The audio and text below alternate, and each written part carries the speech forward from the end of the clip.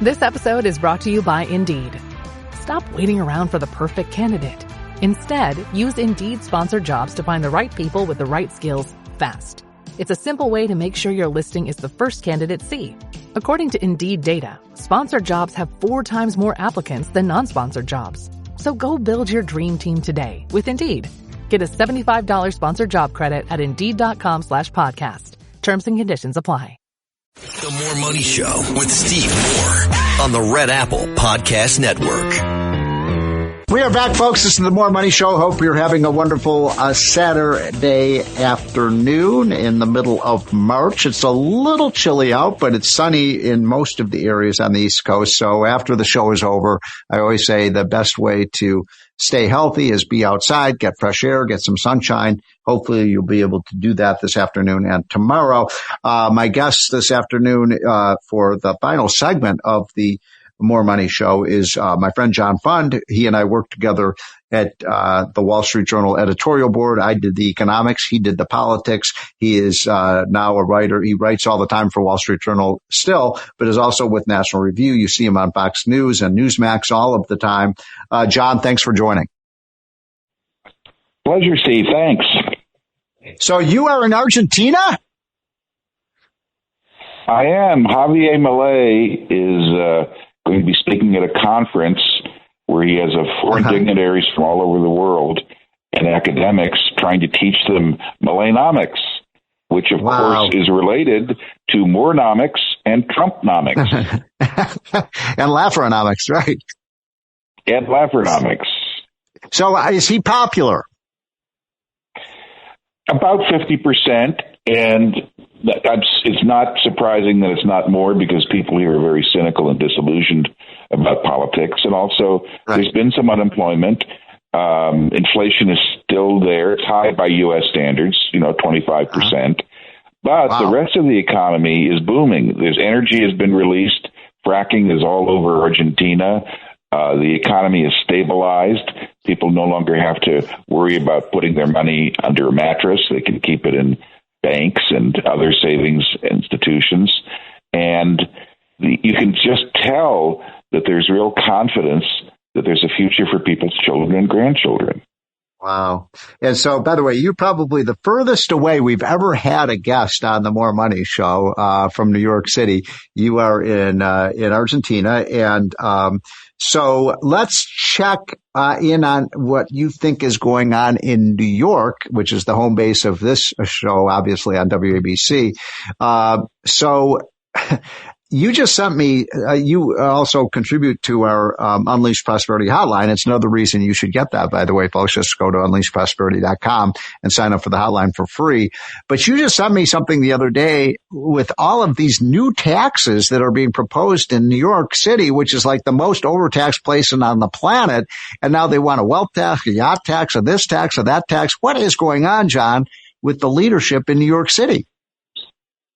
Well, I think it's called Mommyitis. It's a disease that starts with a high fever, a desire, insatiable desire to eat more taxpayer dollars, and a firm, unalterable belief that government can never change, save money, or reform itself. So when you're under this fever, you start thinking about having strange visions. And one of the top state assembly leaders in New York says, well, let's tax purchases of gold bullion. They don't currently pay the sales tax, so let's tax that. Let's tax crypto mining.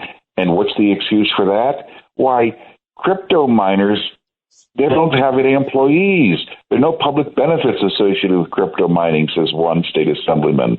They don't have any employees. They're just one person doing it. And let's see other ideas. Well, let's tax yachts. Run with Senator Kruger of New York. There aren't many private yacht owners. So it's great that we can tax these luxury items. How about mansions? New Jersey does that already.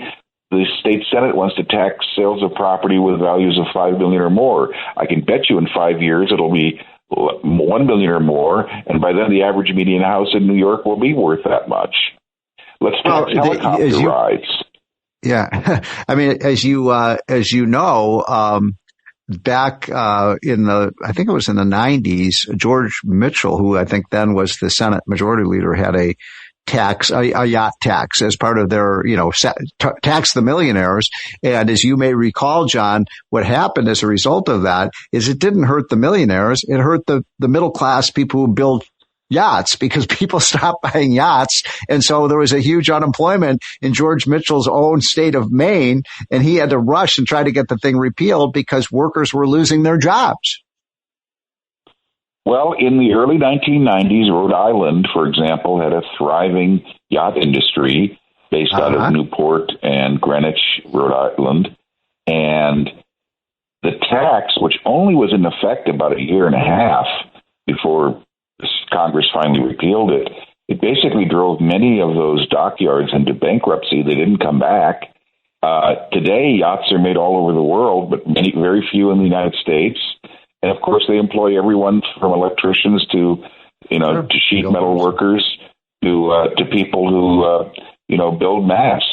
And it's astonishing that you have this idea prop up because you'd think people would remember that, but of course it's been 35 years, so it could be ancient history to them. Well, I think that's exactly right. And now you have a situation where New York and California are two of our largest states, two of our three or four largest states are.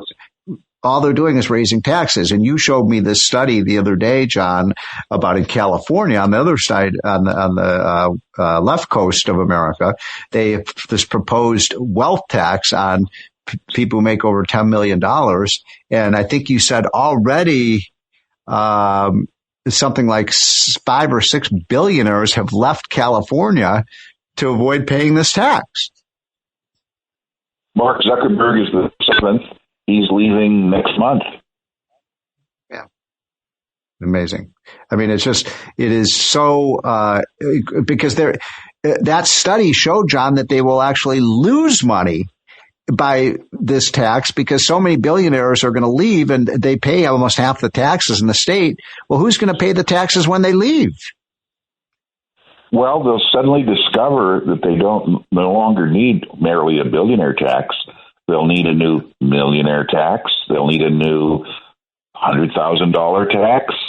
In other words, they'll keep going down the line until they reach the taxpayer and his name is yours. Yeah. So, by the way, we have Tom Del Beccaro on now. We chased him down. Tom Del Beccaro is an expert on California because he led the Republican Party in California for many years. He's the patron saint of lost causes because not a lot of Republicans left in California. But Tom, thanks very much for joining. Great to be on. Yes, there's no question this is going to hit the middle class. They did have a millionaire's tax in 2012, and it hit people making $250,000 a year. But if you look at the total tax structure, and you can't even buy a home in the Bay Area because of high costs. And also, you asked who's going to pay this. Well, they've been chasing corporations out who are domiciled now in Texas and other places because they see that California has a incredible long-term debt, whether it's infrastructure, whether it is pensions to the state unions. They see that bill coming due. They've been leaving for years, whether it's Charles Schwab, who loves California, whether it's Chevron, Valero's getting out. They don't want to have to pay taxes there anymore.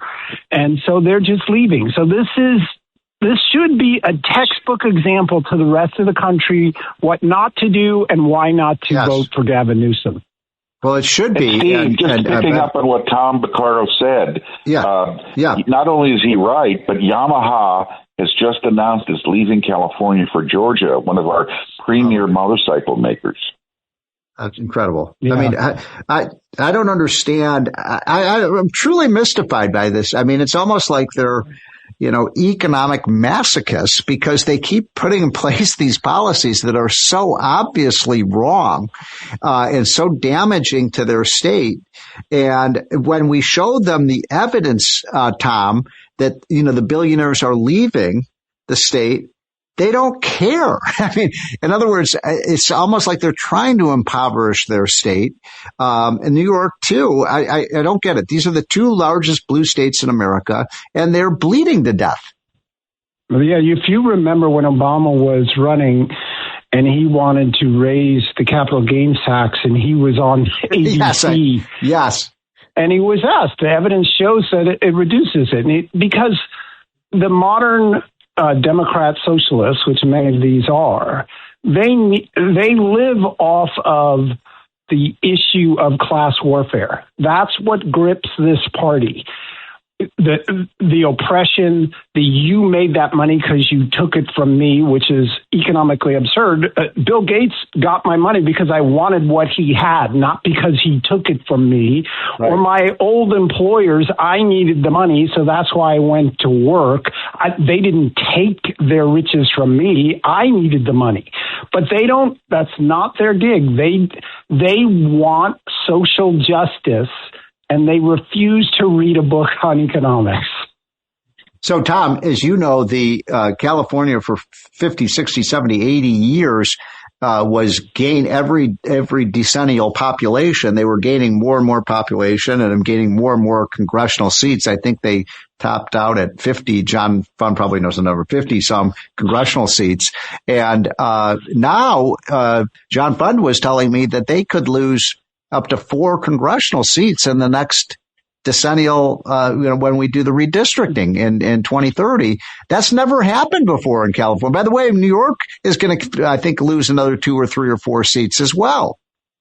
Yeah, absolutely. And this is the middle class, if they can, moving out for greener pastures. And by that I mean where they can find jobs.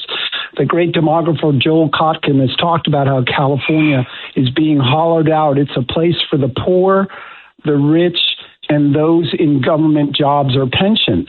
And so they're looking between the highest standard or the highest cost of living in the world and their ability to buy homes and bring up their children.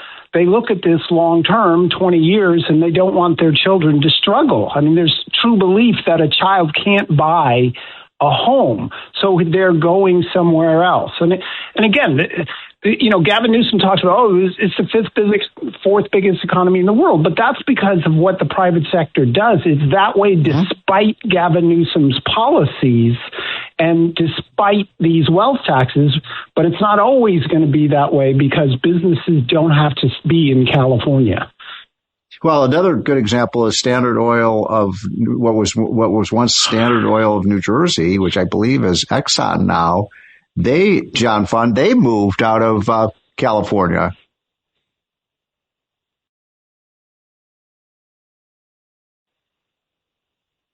We may have lost John. Well, one of the reasons why California gas prices, I'm here. One of the reasons why California gas prices probably $2 or $3. Hello? John's kind of fading in. John, you're kind of fading in and out. We'll try to get a better connection with you. So, but Tom, you know exactly what John was just talking about. What he was about to say. He's about to say they have the highest gas. Yeah, they have the highest gas taxes in the lower 48, but they also have, quote, environmental programs. They use gas tax. It's another form of tax, which they impose on drivers because they want to stop people from driving. They do understand that in economics. If you price something too high, people do less of it. They get that. They don't apply it to income, but they get it with gas. So they take that money and they pay for these environmental justice programs, among other things. But the problem is, as you know, it's the most regressive tax you can imagine because it is the middle class and the less fortunate that have to drive the most. The rich can work from home or have small commutes. So they're hurting the poor once again. Well, that's why they have, what's the old saying that the liberals love the poor so much they'd have us all be poor. And that's exactly what's happening. And by the way, California is one of the highest, it's one of the richest states, but it also has one of the highest poverty rates. Yeah, it does, because so much of the economy is stagnant. It rests its laurels on high tech, some of Hollywood. There are some sectors that do particularly well. But from COVID to today, the small businessman was killed in California. And, this is just the mentality you were describing earlier. By the way, for the last 15 years, approximately 145,000 people have paid half the income tax. Well, you know what? That's amazing. They can move, and they have been moving, and that's why more and more the middle class.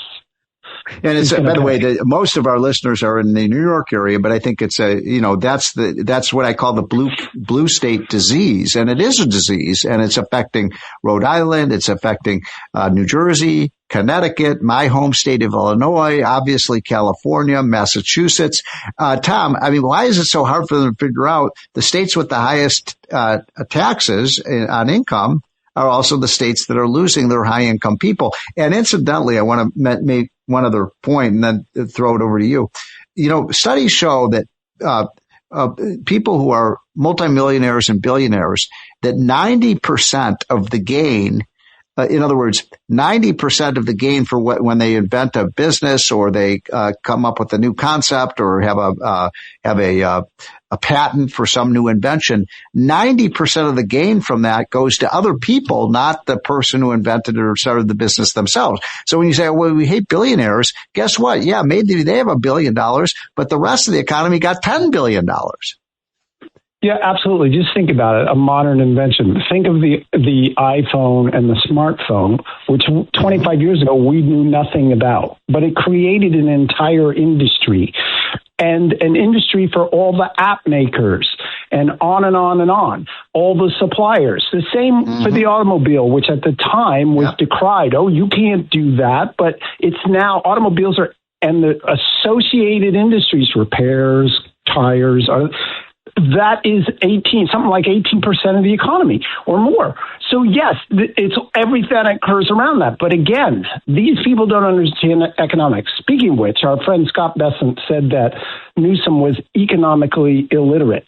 Well, he came up with a whopper last week where they were talking about a gas tax holiday, which I favor. And oh, by the way, so does Larry Kudlow, but you didn't mention that on TV the other day, Mr. Moore, that we should have a gas tax holiday. But Gavin Newsom said, by the way, I am in favor of that as long as the price is, $100 a barrel. We should do that. I agree with you. I'm just teasing. But Newsom said there's no guarantee if I do that there will be savings at the pump. He said the oil companies will pocket it. This is the total illiteracy. So let me get this straight, Gavin. A consumer pays the tax, which then the company has to pay the city, or I'm sorry, the state. But if there's no tax and the consumer doesn't pay it, somehow it's going to be pocketed by the oil company. Ridiculous. I call it, this is a Newsomism. Yogi Berra? We're now in the Newsomism phase of life, and people need to understand that this guy truly does not know what he's talking about.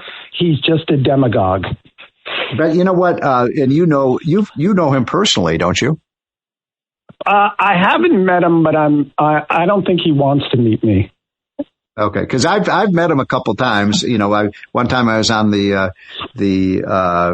Real Time show with Bill Maher, and he was on as a guest as well. I have to say the guy's very charming, and he's very spiffy, and he doesn't have a hair out of place, and he's buttoned up, as my wife would say, and he's kind of a Bill Clinton type. He reminds me a little bit of Bill Clinton. He's very slick, and that's what makes me, despite the fact that everything you've said about him is right, he has this kind of personality that makes people think he's a moderate. Yeah, no, he's not a moderate at all. At the end of the day, people need to judge whether someone's moderate or conservative by how much they've increased the size of government during their term. Right. Yeah. And California's budget will have virtually doubled during his term. There's nothing moderate about that. He's the one who signed the law where all these pedophiles now are getting early release and murderers. There's nothing moderate about public safety. You're either for it or you're against it. And the list can go on and on with him. Yeah. Well, Tom, you are a regular on our show. By the way, your latest book is The Divided Era?